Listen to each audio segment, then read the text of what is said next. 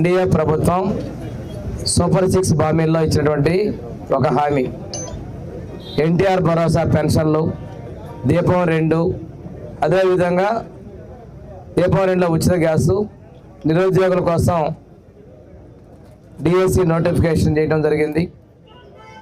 దానిలో మళ్ళీ అన్నా క్యాంటీన్లు కూడాను రాష్ట్ర వ్యాప్తంగా ప్రారంభించుకోవడం జరిగింది.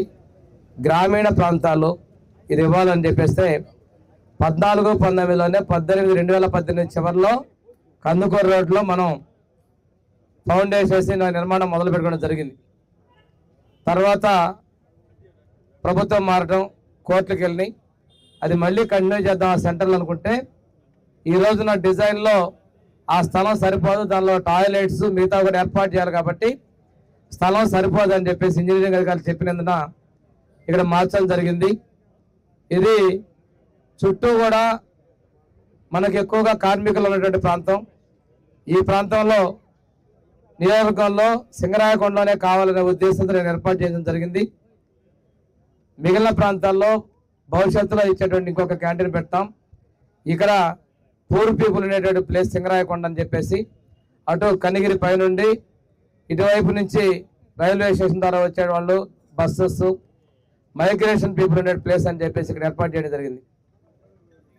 అన్నా క్యాంటీన్లో 5 రూపాయలకే ఉదయం పూట అల్పాహారం, మధ్యాహ్నం భోజనం, రాత్రి భోజనం ఏర్పాటు చేసింది 2014లో ఆనాటి తెలుగుదేశం ఎన్డీఏ ప్రభుత్వం నిర్ణయం తీసుకుంది. 2019 తర్వాత మారిన ప్రభుత్వంలో ఈ అన్నా క్యాంటీన్లు మూతేసేసి వివిధ రకాల కార్యక్రమాలకు ఓటేశారు. అసెంబ్లీలో ఆ రోజు సాక్షాత్గా మేము మాట్లాడాం, మీ పేర్లే పెట్టుకోండి, పేదలకు అన్నం పెట్టమనంటే తప్పకుండా పెడతామన్నారు. వాళ్ళకి సహజం అలవాటు, మాట తప్పడం, మడవ తప్పడం. కానీ ఈరోజు ఏదో నీతుల వల్ల వేస్తూ ఉన్నారు. తిరిగి చెప్పిన మాట ప్రకారం అన్నా క్యాంటీన్లు ప్రారంభించాం. ఇక్కడ కూడా అన్నా క్యాంటీన్ను ఏర్పాటు చేస్తున్నాం. నేను ఒకటే చెప్పేది, ప్రజలందరూ కూడా పేదల కోసం సద్వినియోగం చేసే విధంగా చర్యలు తీసుకోమని చెప్తున్నాం. ప్రభుత్వం వచ్చిన తర్వాత అనేక సంక్షేమ పథకాలు తీసుకొస్తున్నాం. మన ప్రభుత్వం ఈరోజు రేషన్ కూడా సరుకు, నిత్యావసర సరుకులు ప్రతిరోజు నెలలో 15 రోజులు అందుబాటులో ఉండే విధంగా రేషన్ షాపుల్లోనే డిస్ట్రిబ్యూషన్ చేస్తున్నాం.